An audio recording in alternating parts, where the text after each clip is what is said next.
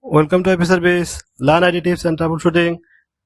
Today in this video, I will show how to disable administrator account in Windows 11. Step by step. Now start. First click this PC, right click, then see more, then click manage.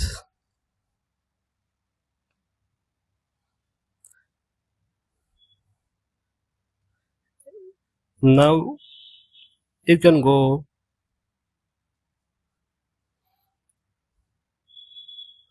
local user and groups under computer management.